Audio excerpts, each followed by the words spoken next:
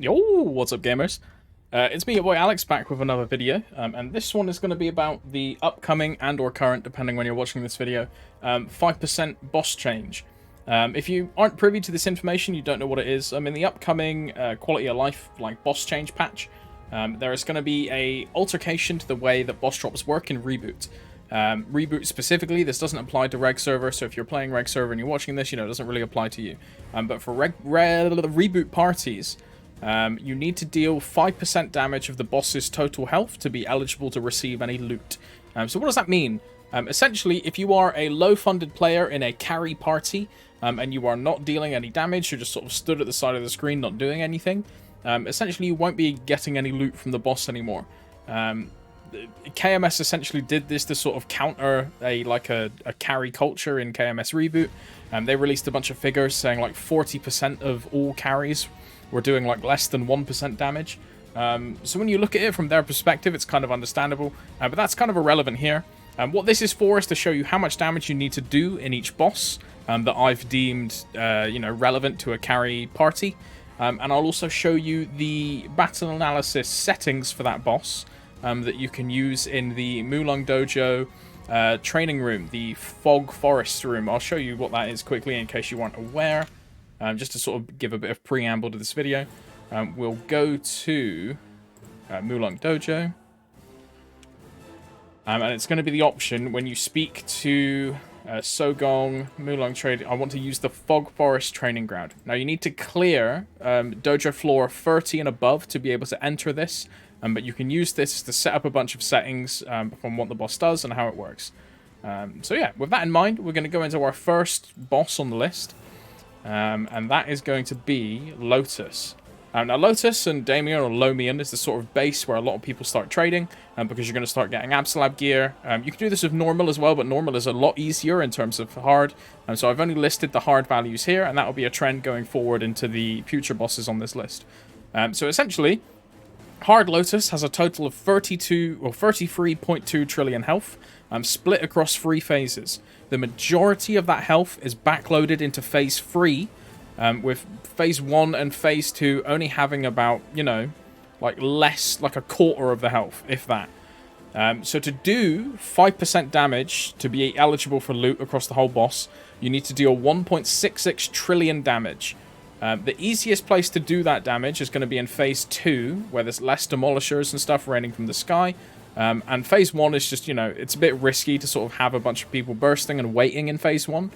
So I would suggest Phase 2, just because it's a lot easier to manage. Some people may choose to do it in Phase 3 as well, but Phase 3 has more potential for death if you've got people waiting around to see other people doing damage.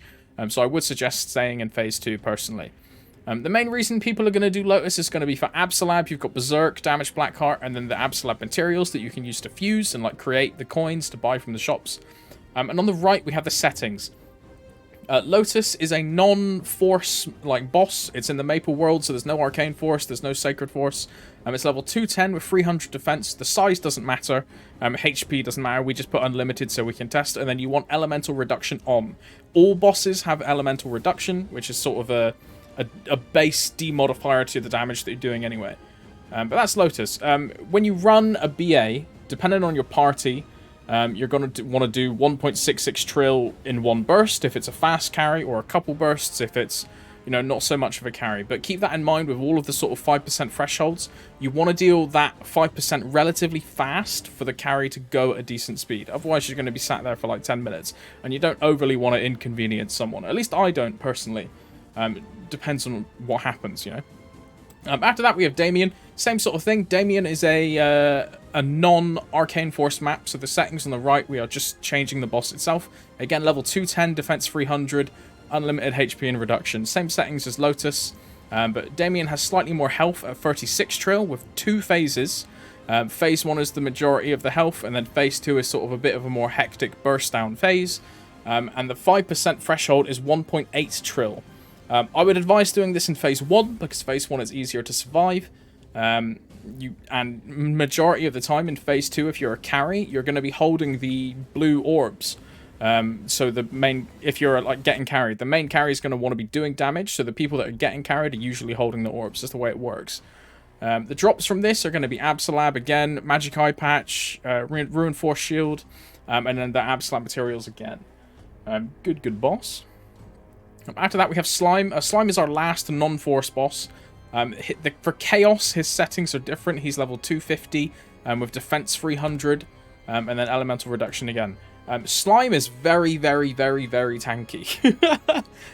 You'll notice that his total health is 115.5 trill, and the damage threshold is 5.8 trill. However, keep in mind that the current version of Slime that we have has a 30% damage reduction on him when he's not stunned after a test.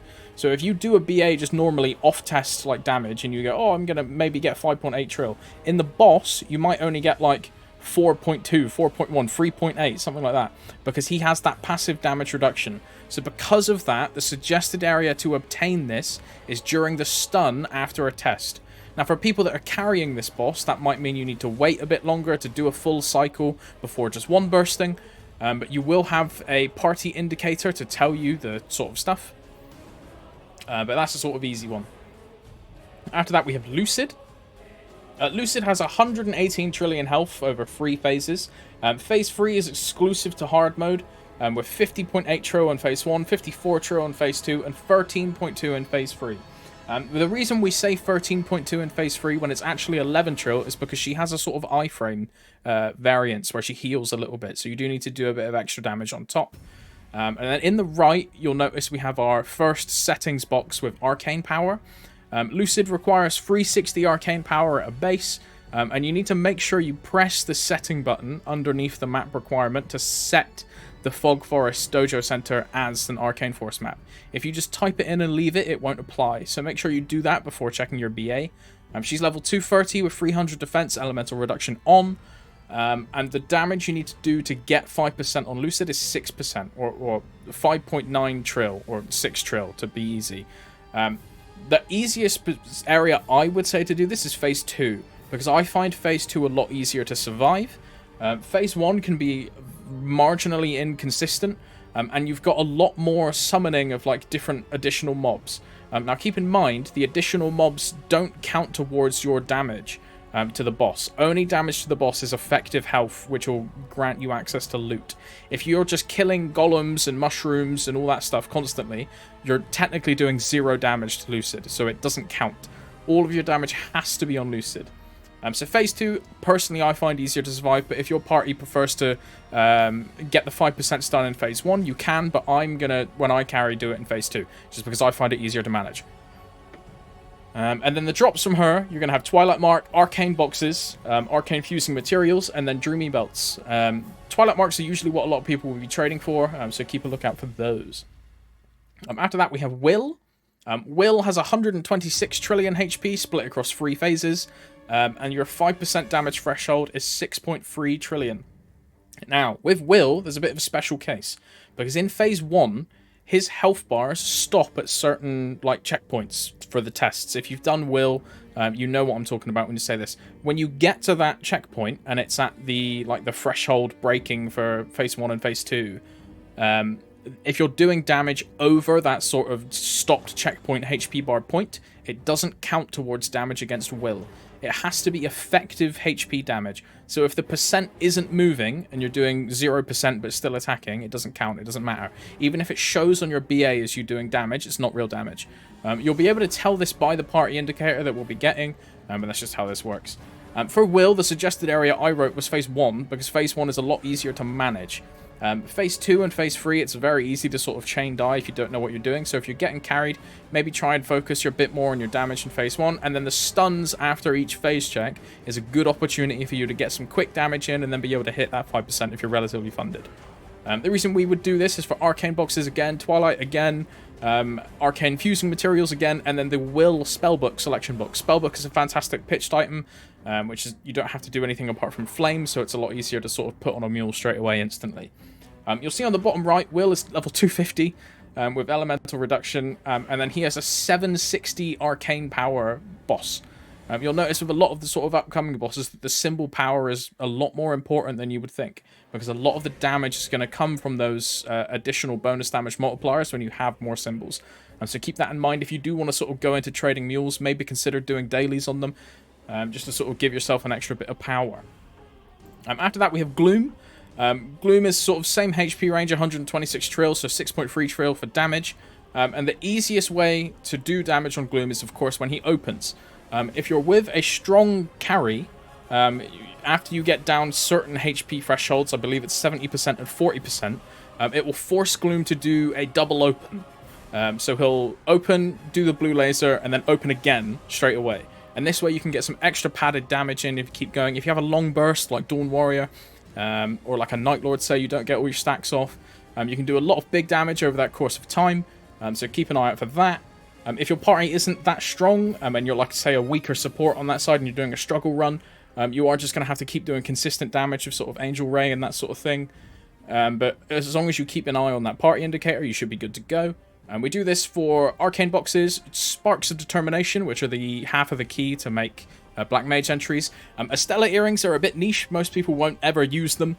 And then the Endless Terror, which is the Gloom Ring. It's a pitch string. For Gloom's settings, he is level 255 with 300 defense reduction on and 730 arcane power. So keep that in mind. We'll hop over to Vhilla next. Vhilla has 176 trillion health. And she is one phase, but that one phase is split into sort of 4 sections based on what HP bar you are in. If you've done Vhilla, you'll notice that as the HP gets lower, the time between each FMA or test speeds up, and that reacts based on how much health she has left. To do 5% damage to Vhilla, you'll need to do 8.8 trillion health in that sort of time frame. The easiest time to do this, which is the suggested area, is HP bar 1, because as the HP bars get lower, she adds more attacks into her repertoire. You'll get the Bone Waves, you'll get Summoning Lotus, Summoning Damien, and then just more sort of extra summons, more Poison Clouds, all that stuff. So it's easier to sort of try and get that done as fast as possible. If you're in a carry, and you're like an absolutely super juiced carry, and you've got weaker people with you, maybe let them kill HP bar 1 first, and then just burst down the boss instantly when they're all done. That's probably what I'm going to try and do. We do this for Arcane Boxes, Sparks, Daybreak Pendants, which can be used to fodder into Superiors, or you can use as a secondary pendant once you get a Source of Suffering, which is an incredible pitched item. Vhilla is level 250. She has Elemental Reduction, and the base Arcane Power for her map is 900. That means to get 1.5 times damage on Vhilla, you need 1350 Arcane Force, if I'm not wrong, which is max and in a guild. So you're probably going to need a rather juiced mule to be able to get carried into this, or if you're a support, you should really focus on doing your arcane dailies sooner rather than later. Next we have Darknell. Darknell has 160 trill HP with one phase, although it gets progressively harder as you get him lower. Similar to Vhilla, he'll start summoning more E-bosses and doing more damage. And the 5% threshold for this is 8 trill. Now, I absolutely hate Darknell. So I'm only going to be taking people that can do 8 trill in the first sort of burst. Now, you might think that kind of cuts off a lot of people instantly, but that's just because I'll be quite honest, I despise Darknell. If you check on the bottom right, Darknell is level 265, so he's a bit stronger than Vhilla and Gloom. And he needs 1850 arcane power to do 1 times damage. And the reason we do him is for Arcane Boxes, Sparks of Determinations, Estella Rings, and Commanding Force Earrings. Commanding Force Earrings are another pitched item that a lot of people may or may not ever use, because you only use these once you replace Gollux, and you need to be rather strong to do that.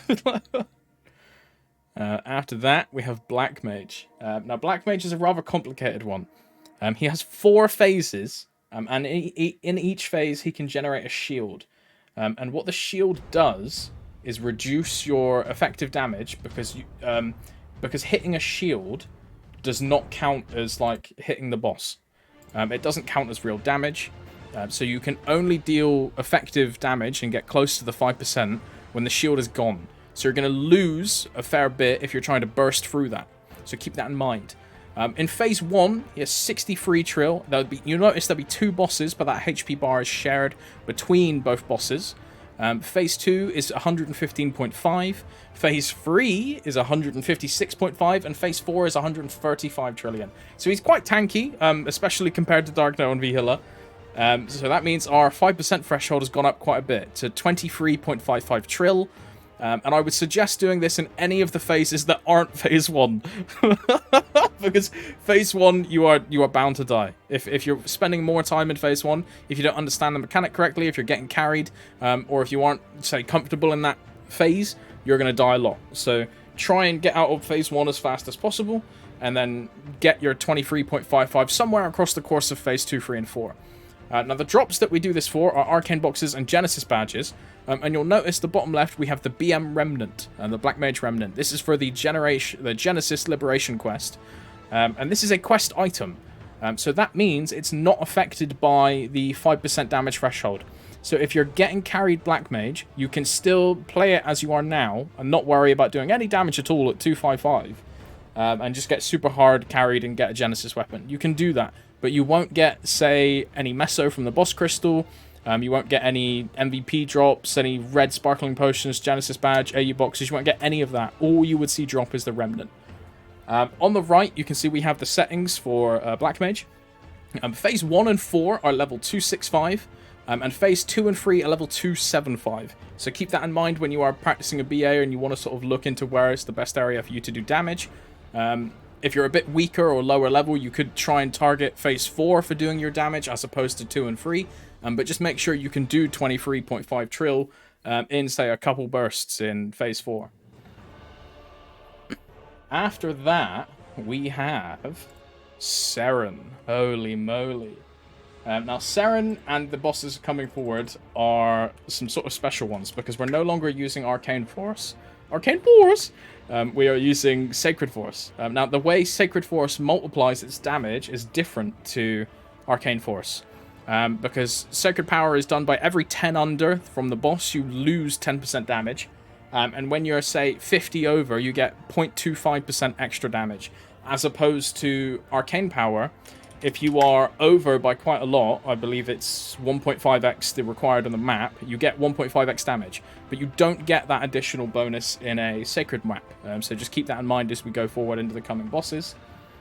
And yeah, Seren has 486 trillion health with 2 phases. Phase 1 is 126 trill and Phase 2 is 360. The damage threshold for Seren is 24.3 trill. So if you compare that to Black Mage, it's basically the same thing. But again, keep in mind that the power levels, so the powers of the map, are quite different. Because Sacred Power, as we explained, and Arcane Force are not the same. After that bit of information, the main thing to sort of consider is going to be the drops. What do we do this for? We do this for node stones, pendants, but the main thing that people do Seren for is a Mitra's Rage, which is the emblem. This is the best in slot pitched item emblem, so you only need to cube it, you don't need to Star Force, you don't need to do anything like that. It's a fantastic item.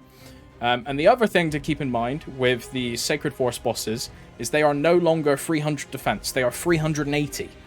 So your IED needs to be like 98, 99 to sort of be doing sufficient damage. So these sort of end game ranges are going to be more focused on a support as opposed to, like, say, like a carry at this point. If you're getting carried a Sacred Force boss, you've got to be an absolutely juiced mule to do any form of damage. Like, keep that in mind. Going on from that, because the damage is going to go up quite a lot, you'll notice that Kalos in total, or normal, well, the current Kalos, Chaos Karos in the future, and normal Kalos, has 1.05 Q HP. So it's no longer trillions, it's quadrillions, which is quite a big step up. Because of that, the 5% threshold goes up to 52.5 trill, which is quite a lot of damage that you're going to have to do to be able to sort of have an effective rate. Phase 1 and Phase 2 are both quite hectic boss fights in this. So if you're not a liberated character, or if you're not using Curring, or if you don't have easy access to iframe skills, and you're getting carried and you're under sack, you're going to A, have a hard time surviving, and B, have a hard time doing a sufficient uptime. Because these bosses are quite hard to carry. So for a support in particular, you're going to be doing passive damage over the course of the boss fight, and then when you're bursting on Phase 1 to get it to your first phase check, wait out, and then on 2-1, 2-2, 2-3, 2-4, when you're bursting, that's basically the only time you're going to want to have to be able to get your damage uptime. So this is very dependent on your sack for these bosses, which can be kind of annoying. But that's just the way it goes. Like, gone are the day of having a low sack support now. We kind of have to have everything up. So, you know, it's just how it is. As to what Kalos drops, they are these Kalos Determination Will Shards, which are used to craft Eternal Gear. And Eternal Gear is the new endgame BIS that a lot of the new upcoming bosses are going to be giving materials to craft into. And yeah. Following on from Kalos, we have the current pinnacle boss, which is Kaling. Now, Kaling is a super duper complicated boss, but she's really fun as well. And there's a lot of like things to do with Kaling. So when you get there, you know, sort of look into it. But have a look at some pattern guides, man. It's a real cool looking boss. I cannot wait to do this. But one thing I can't wait to do, or can wait, is the 3.7 quadrillion total effective health that Kaling has. The reason for this is because Phase 1, she is split into 3 perils. And they are 3 extra bosses. You've got Kyonki, Hundun, and Taowu. And these are 3 extra bosses that you're going to be fighting one by one. Split your party into 2-2-2 to fight one of each boss, and then you all group to kill the final one. After that, in Phase 2, it's just Kaling by herself at 500 trill. And then Phase 3 is an enhanced version of the perils from Phase 1 and Kaling from Phase 2, all put together with additional mechanics. She can also generate shields from Taowu in Phase 1, and I believe he can do the same in Phase 3. And she also has HP gates in Phase 3. You have to kill one peril to be able to force down her HP bar to the next gate, eventually killing all 3 perils, then killing Kaling herself. To get the 5% damage threshold, you need to do 185 trillion health. And I would suggest sort of focusing doing that on Phase 2 and Phase 3. Because in Phase 1, if you're a support or if you're a low sack player getting carried, you really want to focus on your gauge management first before anything else. Because if you screw up in Phase 1, you basically ruin the whole fight. Because if you lose your fear gauge, you lose. That's just how it goes, man. I don't know what to tell you. In terms of drops, she drops a Kalingroid, which is super duper ultra cute. And then the Primordial Beast Fragment, I don't know what it's called. But this is the other eternal piece that you can use to craft more eternal gears. And yeah, that's a sort of basic overview on how to do 5% damage on each of the bosses. I'll hop back to this screen. I'm still in Dojo, man. I'm just going to hop out. There's an MVP going on soon, so I kind of want to get that. I think I missed it. Yeah, I did miss it. Pepe hands, bro. But yeah, that's basically it. If you have any sort of questions about a boss that you want to look into, or a boss that I didn't cover, I will link in the comments below the Maple Wiki website, and just search up the boss on there, and then figure out 5% of any boss that I may have missed. So if you want to check, I don't know, like 5% of Kra, or 5% of like normal Lomian, or easy Lucid, easy Will, I don't know, something like that. It's very easy to do it yourself. And then just make sure you check the battle analysis settings, because they can change based on difficulty. Like arcane requirements in maps, so the sacred maps can change based on the difficulty of a boss. So keep that in mind before you do any calculations yourself. And yeah, that's it. And with that, I want to say thanks to my channel members, my channel Patreon subscriber, sponsor things, people, the Maplers. If you want to see your name up here as well, feel free to click the join button down below. Make sure you comment, like, subscribe, kick W, ooh. And yeah, special thanks to Dimas. Thank you, Dimas. Big thanks to Cheese Dog. Thank you, Brud. Thank you, Misty. Thank you, Michi. Thank you, Jenkins. Thank you, Woolia. Thank you, Particle. And thank you, Father Gaming. I do appreciate it, guys. Thank you very much. I mean, yeah, I hope this helps. It's a bit of a sporadic video. I kind of just went through them one by one, but I'll leave a bunch of timestamps and stuff, so hopefully it makes sense. And yeah, pod crazy. I'll see you next week. I don't know, I might make a video about something, maybe about Dawn Warrior, who knows, dude. I want to make a Punch King thing as well. But yeah, sweet, man. Have a good day. Bye-bye.